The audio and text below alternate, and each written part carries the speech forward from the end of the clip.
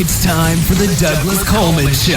Mr. Smooth and Savvy is joined by guests from all walks of life, from the entertainment industry to authors to political and social commentators, the famous and not so famous, the controversial and the light and fluffy. We have it all. Now, here's Douglas Coleman.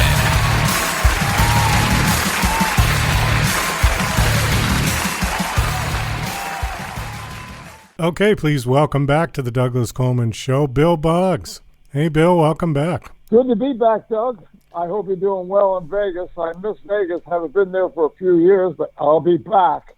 Where do you live? Well, I have a home in East Hampton and an apartment in New York City. I'm in the New York City apartment right now, looking out at the 20th floor here. If it weren't so foggy, I could see the Hudson River a little bit. But it's a extremely damp and chilly day. Even though the temperature is about 60, the weather report is if you're headed to New York today, make sure that you're wearing socks and have a sweater. That's all I got to say. And maybe gloves. As we were talking about before we got on, the reason I wanted to have you back was to talk a bit about your very long and illustrious career in the entertainment industry. And I had watched some of your videos, and I mean, we're going back, 40 years, right? Well, videos you're watching, my name is Bill Boggs, and the videos you're watching on BillBoggsTV, I've mostly been, in my career, I've been a talk show host. I've had 15 different shows. I was executive producer of the Morton Downey Jr. show. I was on the Food Network for 10 years. I worked for Showtime covering boxing, many a fight we covered out there at Caesars, MGM Grand, many a fight. I anchored the news for a while for WNBC, did a game show for CBS TV, national show, and notably formed a production company with a brilliant friend of mine, Richard Baker, Boggs Baker Productions, and that company produced a lot of music videos. We did Lou Reed, Frank Zappa, Bobby Short at the Carlisle, and several more ballet films. And notably, we did a syndicated show called Comedy Tonight, which was taped out of New York by base and was on 120 stations around the country in syndication for 2 years. So it's been an active career. All the while doing that, I supported a couple charities here in New York as best I could. And all the while doing that, I was writing. I wrote a book in 1980, one in 2007, and then the last 6 years I've written two novels. So whatever small talent I have, and you wouldn't, if you said, Bill, you had to be a dentist, you had to be an engineer, you had to be some form of airline pilot. It wouldn't have worked for me. But I was always a very creative kid, Doug. And so I just was able to use the gift of creativity, public speaking, and my wits, my comedy wits. I began my career managing a comedy team and writing with guys, brilliant comedy writers who were very young guys who would go on to write for Bob Newhart and Mary Tyler Moore. So that's a brief recap of the Bill Boggs career. Do we have any time left? Couple of minutes left, yeah. Well, that's it. One of the things I found interesting was watching some of your interviews was that some of these were done in the 70s, the early 80s, and TV was so different back then because your show, the morning show that you did from New York, it was an afternoon show. The big show that I did was Midday Live with Bill Boggs. I did that for 13 years. Okay, Midday. And then I was on the Food Network, Bill Boggs Corner Table for 9 years, and that was all interviewing people, all that whole time. Right. Well, that was local TV in New York, correct? Yeah, regional. It was regional. Based out of New York. Yeah. It was New Jersey, Connecticut, parts of Pennsylvania, the Armed Forces Network. But you're completely correct. Prior to really the Regis and Kathy Lee show, which was a syndicated, chatty type show, all that was on during the day essentially would be the Today Show and Good Morning America. And so all over the country, local stations produce a lot of their own programming. Right. There was right. There was a rule that a local station had to produce X amount of so-called public service programming a week. And so they took a concept of my talk show, Midday Live with Bill Boggs, which would be a combination of a lot of celebrities and cultural stuff and what's going on in town, as well as public service questions like transit strike, having a drought in New York, all dealing with crime, dealing with crack. So the show was a combination of serious issues and celebrity interviews and cooking demos and stuff like that. In 1986, when Congress rescinded that law, as soon as I heard it, I said the show's finished, because if the station didn't have to produce a local show like Midday Live with Bill Boggs, they could make more money by just running like reruns of Matlock or something like that, and that's what happened. So all the local shows, Philadelphia, Chicago, Cincinnati, Cleveland, Los Angeles, San Diego, Seattle, all those shows sort of dried up. So I had the best of it in terms of big name people coming through to do local television, essentially. Jerry, I mean, we can talk about some of the people, but it was a completely different time. I'm considering doing a documentary about this called Once Upon a Time in Television, because you wouldn't see on daytime television anywhere now a 60-minute interview with a major star, or two people like Gore Vidal and Roy Cohen debating for an hour on television during the day, right? But now it's all different. Things change. So I had a good slice of that, of doing long form, mostly live interviews on Midday Live with Bill Boggs. Well, what I found was interesting as well, and just what we were just talking about, is that I grew up in Boston, and I never heard of your show. And because the shows were so localized, we wouldn't get your show in Boston. That's right. Yeah. And vice versa. We wouldn't get Boston. And you wouldn't get the Boston daytime TV shows, right, too. And see, that's all changed because everything is online. There's no such thing as a local show anymore. I mean, that's what I was explaining. Yeah. But podcasts have because of the pandemic, podcasts have really replaced what I once did, because there are now long form interviews on podcasts of all manner of people. I've done at least 50 or 60 of them myself. Yeah, I don't know. We could get into that conversation, but I wanted to talk about some of the people that you did interview and the ones that I saw, and just get your kind of remembrances of them. Sure. The first one that I was a huge fan was Miles Davis. And I was really surprised that he was on a daytime show. I don't think I've ever seen him on a daytime show like that before, but it was so cool to see him. The one thing about him, I mean, I'm a big fan of his music. I saw him in concert like a couple of years before he died, and I'm glad I got to see him. Was he a difficult interview, though, because he tended to just sort of give one-word answers? No, not well. What did you think? I mean, you saw the interview. It was like a conversation with Miles, more than one-word answers. Elliot Gould was famous for one-word answers. What happened was, Doug, I was in L.A. and in a restaurant, and literally Miles Davis was sitting behind me. And at one point, after I finished my meal, I felt this tap on my shoulder, and I turned around. Here's this beautiful brown face and hair transplants going back into dreadlocks or whatever. And I look at him, I say, Miles Davis? And he says, Bill Boggs. He said, man, I've been watching you for years. You're like my Today Show. Come on at 1. So Miles and I, in a restaurant in Los Angeles, had this conversation, and he invited me to see him at Avery Fisher Hall. So I went to that show. Had an invitation to go backstage afterwards. And, he said to me that night, he said, quote, I've always wanted you to interview me. Wow. Well, great. What are you doing now? And at that time, I had left Midday Live with Bill Boggs in New York, had a development deal with Dick Clark for 9 months. It didn't work out on the coast, like a lot of development deals, and went back to being a talk show host in my hometown of Philadelphia.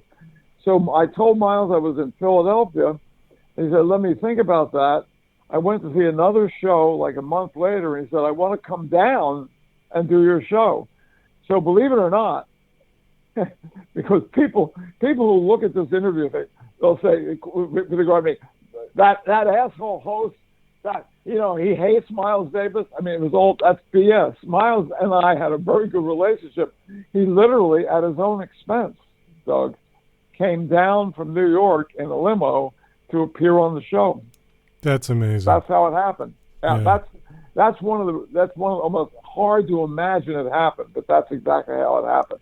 And I have an off-Broadway show I've been doing, and I have a talk that I do, like I've done it on two different cruise lines, Viking and Crystal, and I've done it in East Hampton and down in Palm Beach at theaters down there. It's called Confessions of a Talk Show Host, and that's one of the stories. I tell that story about Miles Davis, and people they think I'm making it up. I before I begin my show, Confessions of a Talk Show Host, I say everything I'm about to tell you is true. You're not going to believe some of the stuff that happened. So that's what happened with Miles Davis. The kids that you brought on to play. Go ahead. Let me add.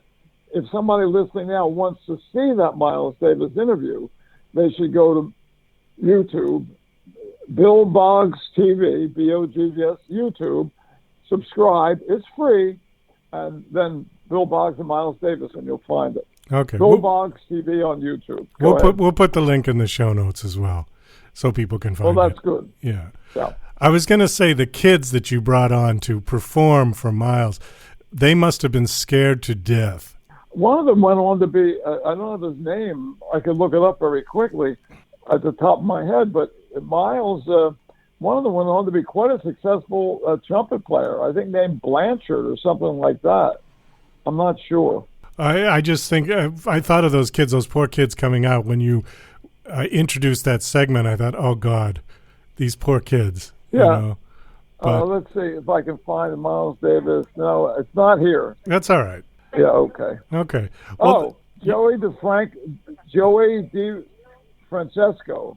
Okay. And bassist Christian McBride. Oh, I think I remember that one. Yeah. All right. Yeah. All right. Go ahead. Okay. Go ahead. So the next one I wanted to bring up was Sammy Davis Jr. That was a great interview, long interview. Yeah, I did. You can see a full 90-minute interview. Yeah. That's a long time with Sammy Davis Jr. on BillBoggsTV. Again, I don't make a dime from this, so I'm not like when we talk about my book later, I'm relentlessly plugging Spike Unleashed. But if you want to see Sammy Davis, same thing, BillBoggsTV on YouTube.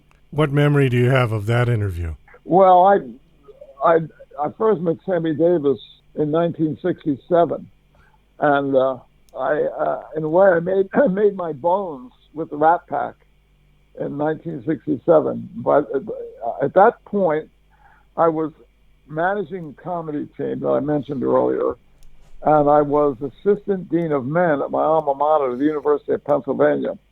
And the phone rang one day, and a guy named Ken Roberts, who had just graduated from Seton Hall, and a very entrepreneurial guy who ended up creating K-Rock Radio, but just a young guy right out of college, had formed a company called University Concert Productions. And this is the company that had the bright idea to take big stars, like nightclub act stars, and book them on college campuses. So he called offering Sammy Davis, he just got my number at random, Doug, he called offering Sammy Davis Jr. to the University of Pennsylvania. Now, being a huge fan of all kinds of music, first act I ever saw was Elvis Presley in 1957, just a little kid. First nightclub act I saw was Frank Sinatra in 1960. I love music, right? This is great. I'm thinking, this is fabulous. So in order to bring Sammy, and we'll do it at the Palestra, right? in order to bring Sammy Davis Jr. to the campus of the University of Pennsylvania, it had to be improved by this. It had to be sponsored by the Student Association. I'm an employee of the university, right? So I go with the other very young dean, a guy named Paul Hiller. We went to essentially the student council, whatever you want to call it. It's all men. And we very excitedly say, look, at some point this April, we can have Sammy Davis Jr. And some of the students who are at the head of this were sort of guys from very elite boarding school, real WASP type guys. And the head of the student council literally said, quote, we don't want that N-word on campus. Oh, my God. Yeah, now get that. We don't want that N-word on campus. What? We say, no, we don't want them, blah, blah, blah, blah, blah. So Paul and I, holy Jesus, we were furious. So we did something that had never been done before. We had both been presidents of our fraternities at Penn, and I was an ATO, if anybody's listening. Anyway, we went to the Interfraternity Council and told the Interfraternity Council, which is a much more eclectic group, what had happened. They were likewise horrified at this racism in 1967. And so they sponsored Sammy Davis Jr. Now, that had never happened before. And the reason I'm giving you this background is this. When the student council saw that Paul and I, particularly me, went around them to bring Sammy, they were infuriated, and they took every measure they could to denigrate me personally, Bill Boggs. They created rumors. They tried to get my transcripts. They said that I was a failing student, even though I had been, I graduated with a B+ average from the University of Pennsylvania. And they really, really tried to offend me. I mean, it was quite awful. So the night of the Sammy Davis Jr. show, Ken Roberts, who's the producer, me, Paul Hiller, and another guy from the Daily Pennsylvania newspaper are talking, and Sammy Davis is in an anteroom, a little dressing room next to this, and somebody says to Ken, man, you have no idea what Bill Boggs went through to pull off this show. And Ken says, what do you mean? Because I didn't tell Ken Roberts anything. We just booked Sammy Davis. So the guy goes into it, and Sammy's listening. He comes back out. He looks at me. He says, Bill, we had already met him. Said, you did that for me? I said, absolutely, Sammy, and I'd do it again. And that's how I met Sammy Davis Jr. It's amazing, but even back then, there was cancel culture, wasn't there? This is not a new thing. Well, it wasn't called cancel culture. No, but it was the same. It called racism, but I'm saying that they tried to destroy you because of your... Well, yeah, that. Right. There's always been stuff like that. Revenge. Yeah. Cancel culture is revenge for being offended. So these people were offended. They try to take revenge on me. Right. Exactly. The problem in our society now is that we're living in the golden age of sensitivity. I mean, as a writer of R-rated, politically incorrect satire, which is what I've been doing for the last 6 years, I'm very familiar with the forces that are pressing down on comedy right now. This book of mine, Spike Unleashed, is politically incorrect humor. It's written by me, a white guy, and it's cultural appropriation. There's all manner of stuff in it. The book has gotten, Spike Unleashed has gotten great reviews. Everyone said it's laugh out loud funny, but every once in a while you hear somebody who hates me because something in the book offended them. But look, a society that can't laugh at itself is in big trouble. Quote me on that, though, okay? I agree. I think we're in big trouble anyways, but let's not go down that road now. We're definitely in big trouble. We're kind of running down on time. Let me do one more, and then we'll wrap it up with your book. And David Cassidy was on your corner table show, right? David Cassidy was on 2 of my shows. So every show I ever did, David Cassidy was on. Okay. The first show that I was host of was Southern Exposure with Bill Boggs out of High Point, North Carolina. It was syndicated in the South. He was on that. He was the first guest I had on that. He was on Midday Live with Bill Boggs, and he was on Bill Boggs' Corner Table on the Food Network. So I had known David, and we interviewed him in Vegas as you know, at the Palm at the time he was doing the FX show. Okay. That's the one I saw, was the corner table. And it was great to see him, like, really at the top of his game at that point. Wonderful guy. Yeah. Yeah. Because it was sad at the end. You know, he went really downhill. I saw a couple of interviews he did maybe a month or two before he passed away, and he was in bad shape, you know. That's a pity. The beautiful man, at one point, the hottest star in America, huge fans. I saw him in 72 when I had my show in High Point, North Carolina. But David Cassidy was you know what? Doug, you know as well as I do, some guests are good, some guests are bad. David Cassidy was a great guest, and he and I really got along. Well, he was. I think people forget how huge he was back in the day. I mean, he would do concerts and pack. Right. He would pack football stadiums, 60,000, 70,000, easy. Around the world. Around the world. Just in the United States, yeah. A good man, David Cassidy. The David Cassidy I knew was just a funny guy, a really funny guy. So that also was available. The whole thing shot at Caesar's Palace. It opens up with David and I in a convertible driving around the Strip. We also shot Tommy Tune in Las Vegas, and we shot a wonderful show. These are all on BillBoggs TV. We shot a wonderful show with the Smothers Brothers at two different locations in Las Vegas. They were great guys, too. So fortunately, we have tapes of not everything I've ever done. We have tapes of a lot, of about 500 clips on BillBoggs TV. What year was that with David Cassidy? That's a good question. 99, about 99, 2000, probably 2000. 2000, we did Debbie Reynolds. We were out there twice. We did Debbie Reynolds and Tommy Tune, and we did David Cassidy, and then the Smothers Brothers. We did 4 different shows in Vegas. So the corner table show that you did, that was all over the country, though, right? Not just in Vegas. It was a Food Network. Oh, Food Network. Okay. Yeah. No, but I mean, you shot the video. You shot the interviews wherever. You didn't have one particular restaurant. This was my idea. Was we go to a celebrity's favorite restaurant, we sit down and eat with them on television. We meet the chef. We learn about the restaurant. The Food Network. I was on the Food Network for 9 years from the day it went on. So in the beginning, it was basically just chefs standing behind a counter cooking. And they said they wanted to come up with something that would broaden that. So the corner table show on the Food Network is the first show in the history of the Food Network that was outside the studio. Oh, okay. Let's get your book in here, Spike Unleashed. Now, it's part 1 and part 2. You've got 2? No, Spike Unleashed is a sequel to The Adventures of Spike the Wonder Dog. It's a standalone book. Okay. Well, the first book, The Adventures of Spike the Wonder Dog, and now the new one, which just came out, Doug, Spike Unleashed. They're written by me. It's satire, and essentially what it is, it like the great novel, The Art of Racing in the Rain, or The Call of the Wild. The dog is narrating the story. This is about a dog who becomes, with his master, who's a talk show host like me, they become big TV stars. So it's basically set in the world of entertainment, and it's looking at our pop culture, it's looking at what's going on in America, but the dog is looking at it.